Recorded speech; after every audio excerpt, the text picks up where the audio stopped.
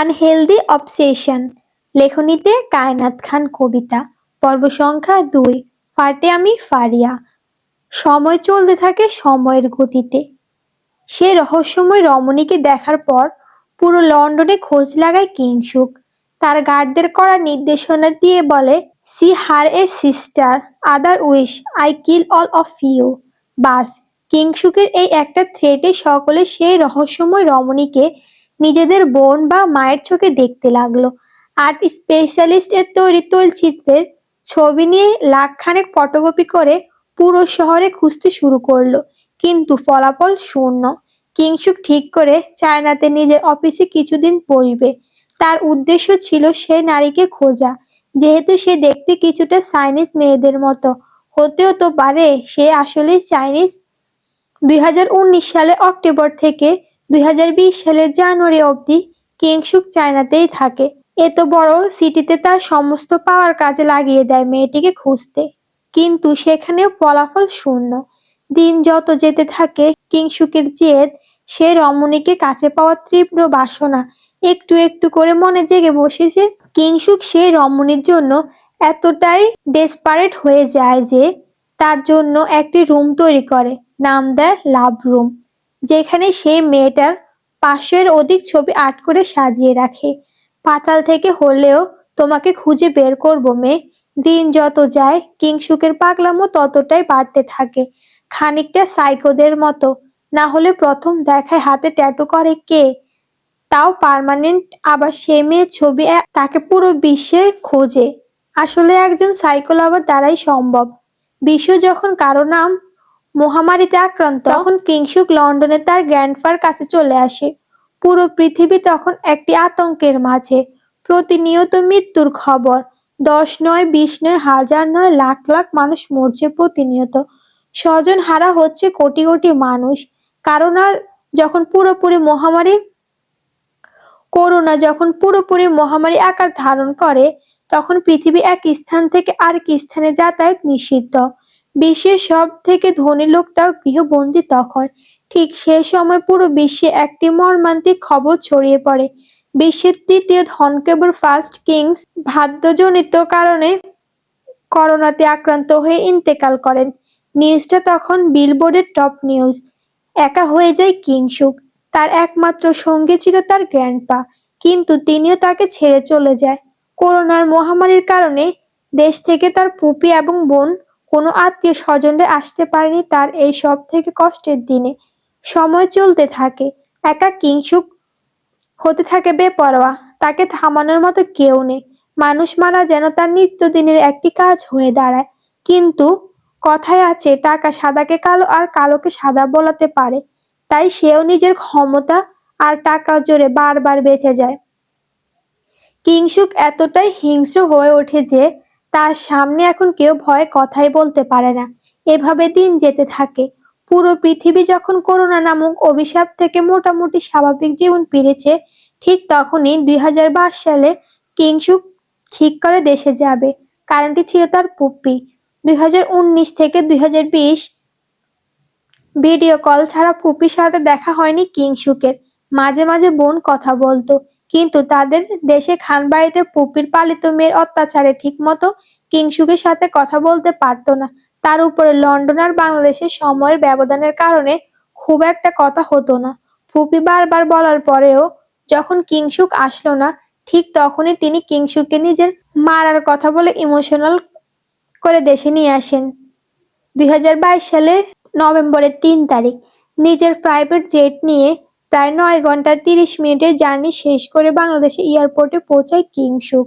সাথে তার বিশ্বস্ত বডিগার্ড ওমর এবং টাইগার থাকে। মোট 2টো জেট আসে লন্ডন থেকে কিংসুকের, একটাই সে নিজে, আরেকটাই তার বডিগার্ডরা। দেশে পুলিশেরাও তাকে নিরাপত্তা দেওয়ার জন্য সুব্যবস্থা নেয়।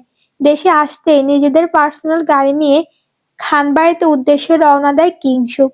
প্রথমে ভেবেছিল হেলিকপ্টার দিয়ে সে আসবে, কিন্তু তার 2জন গার্ড কিছু সন্দেহ করায় শেষ অবধি গাড়ি নিয়ে আসতে হয় তাকে। ধরতে গেলে প্রায় 7টি গাড়ি এয়ারপোর্ট থেকে আসে খানবাড়ির উদ্দেশ্যে। খানবাড়ি লন্ডনের মতো খানবাড়িও সেম ডিজাইনের করা, কিন্তু তফাৎ হচ্ছে এখানে সমুদ্র নেই আর একসাথে কয়েকটা বাড়ি আছে। সবগুলো দেশের মোটামুটি ধনী ব্যক্তিদের বাড়ি। তার মধ্যে সব থেকে বড় ম্যানশন হলো খান ম্যানশন।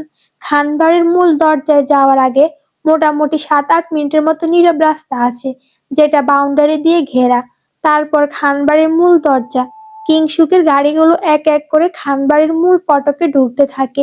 কিংসুক তার গাড়ি থাকা নিজের রকির দিকে তাকায়। সে বেচারা আজ সারাদিন অনেক জার্নি করেছে, কিন্তু তাকে দেখলে মনে হবে এখনই ঝাঁপিয়ে পড়ে পুরো একটা মানুষকে কাত করে দিতে পারে। রকি হলো কিংসুকের নিজস্ব জীবনে একমাত্র সঙ্গী, ফিটফুল জাতের কুকুর, যেটা সব থেকে বেশি হিংস্র এবং মারাত্মক। কিংসুক তাকেই নিজের সঙ্গী বানায়। হোয়াটসঅ্যাপ বাড়ি। রকির মাথা নেড়ে বোঝে সে ঠিক আছে। কিংসুক নিজের সানগ্লাস ঠিক করে পরে, মাস্কটিও সুন্দর মতো পরে ফেলে। করোনার জন্য মোটামুটি সেলফ ডিফেন্স মেনটেন করে কিংসুক। এখনো পুরোপুরি করোনা যায়নি, তাই সতর্ক থাকা ভালো। খানবাড়ির বিশাল বড় গেট দিয়ে এক এক করে কিংসুকের গাড়িগুলো প্রবেশ করতে থাকে। উইন্ডো ওপেন করে কিংসুক খানবাড়ির ভেতরটা দেখতে থাকে। এখনই সব আগের মতোই আছে, শুধু আধুনিকতার ছোঁয়া লেগে আছে কিছুটা। আভিজাত তো ঠিক একই রকম। হঠাৎ করে কিছু একটা দেখে কিংসুকের চোখ আটকে যায়।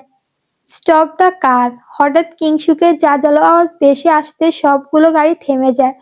পুরো উইন্ডো ওপেন করে দেয় কিংসুক। ঠিক 3 বছর আগের মতো আজও সে রহস্যময় মেয়েটি কিংসুকের চোখে পড়ল। এমনিতে কিংসুক বাংলায় খুব কম কথা বলে, কিন্তু তার অজান্তে ঠোঁট আলগে চলে। এ জীবনে যারে চেয়েছি আজ আমি তারে পেয়েছি।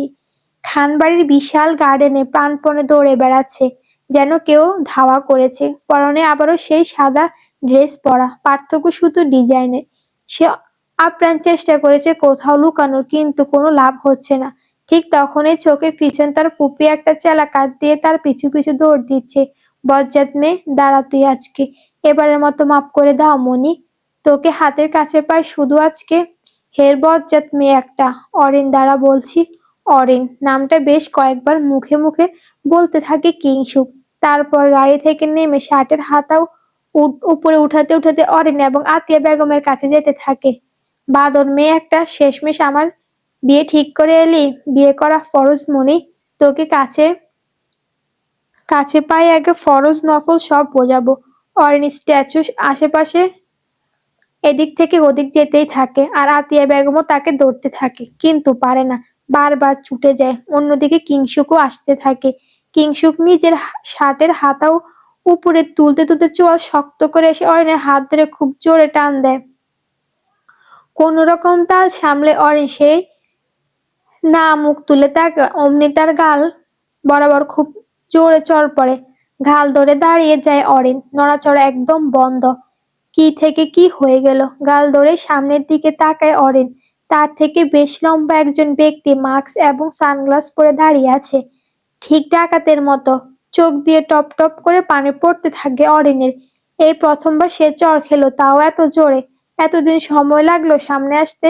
কিংসুক খুব জোরে ধমকিয়ে ওঠে অরিনকে। কিংসুকের ধমক শুনে চমকে ওঠে অরিন। পরক্ষণে মুখ শক্ত করে 2 কদম পিছিয়ে যায় এবং স্ট্যাচুর সাথে থাকা ছোট চেয়ার এনে কিংসুকের সামনে রাখে এবং তাতে উঠে দাঁড়ায়। কিংসুক কপাল কুঁচকে অরিন কি করতে আজগুবি কাজ করেছে সেটা তা দেখতে থাকে। চেয়ারে উঠে অরিন কিংসুকের গাল বরাবর খুব জোরে থাপ্পড় বসিয়ে দেয়। হঠাৎ এত জোরে থাপ্পড় খেয়েও কিংসুকের বিন্দু পরিমাণ রাগ হয় না, কিন্তু তার রগই ঘেউ ঘেউ করে ওঠে। সাথে গার্ডরা বন্দুক তাক করে সামনে আসতেই ভয় গলা শুকিয়ে যায় অরিনের। কিংসুক হাতের ইশারা দিয়ে সবাইকে দূরে যেতে বলে, আর অরিনের দিকে তাকায়। গার্ডরা দূরে যেতেই অরিন আবারও পার পেয়ে যায়। সে কোমরে হাত দিয়ে দাঁতে দাঁত পিষে বলে, হাত কেটে অন্যের হাতে ধরিয়ে দেব। জানো আমি কে? কিংসুক মাস্ক সরিয়ে অরিনের মুখ বরাবর তাকিয়ে হালকা বাঁক হাসি দিয়ে বলে ওঠে, আমার বউ। ভ্যাবাচাকায় খেয়ে যায় অরিন। কিংসুক মাস্ক খুলতে সে চিনে ফেলে, এটা তো কিংসুক আবির খান, তার মনির ভাইয়ের বড় ছেলে, বাইকারের বড় ভাই। অরিন ফেসবুক, ইনস্টা সব জায়গায় কিংসুককে ফলো দিয়ে রেখেছে, কিন্তু কিংসুকে সেটা অজানা। আজকে কিংসুকে সরাসরি দেখে তার আত্মা বের হয়ে যায়। মনে বলেছিল বটে কিংশুক খুব রাগী এবং গম্ভীর প্রকৃতির মানুষ, কিন্তু মাস্ক পরার জন্য তাকে সে চিনতে পারেনি। আবার হঠাৎ করে বলে উঠেছে আমার বউ। একই সময় ডাবল ঝটকা। শুকনো ঢোক গিলে অরিন। পিছন থেকে পুরো বিষয়টি বেশ ভালো মতো দেখতে থাকে আতিয়া বেগম। কিং! পুপির টাক কানে বেশি আসতেই কিংশুক পিছনে ফিরে তাকায়, তারপর হাত বাড়িয়ে পুপির কাছে চলে যায়, জড়িয়ে ধরে পুপিকে। এই সুযোগে অরিন খুব জোর দৌড় দিয়ে পালায়। কিংশুক তার পুপিকে ছেড়ে পিছন ফিরে তাকাতে দেখে অরিন নেই। মনে ভয়ে বাসা বাঁধে কিংশুকের, আবারও হারিয়ে ফেলার ভয়। কি দেখছিস কিং? হুই সি মাই ডটার। কপাল কুঁচকে তাকায় কিংশুক তার পুপির দিকে, কারণ তার জানা মতে তার পুপির তো বিয়েই করেনি। তাহলে মেয়ে কোথা থেকে এলো? তোমার মেয়ে? তোর বোন। আমার বোন হিসেবে একটু বেশি ছোট না? তোর থেকে 8 বছরের ছোট। মনে নেই বলেছিলাম ওর কথা। হঠাৎ করে কিংশুকের স্মৃতিচারণ হয়। কিংশুকের মনে পড়ে তার ফুপি তো একটি মেয়েকে পালে। শুনেছিল মেয়েটির মা তাকে এখানে রেখে আর আসেনি, আর বাবাও খোঁজ নেয়নি। ইন্ডিয়ার টপ ডায়মন্ড ব্যবসায়ীর মেয়ে রোজ আগারওয়াল, কিন্তু সে এখানে এসে অরেন হয়ে যায়, নিজের ধর্ম পরিবর্তন করে। কিংশুক বেশ কয়েকবার রোজের নাম শুনেছিল, কিন্তু এই মেয়ে যে সে মেয়ে সেটা সে জানতো না। আতিয়া বেগম তুমি তুড়ি মেরে কিংশুকের ধ্যান ভাঙায়। What happened king? তোমার মেয়ের বয়স কত পুপি? 18। কেন? পারফেক্ট।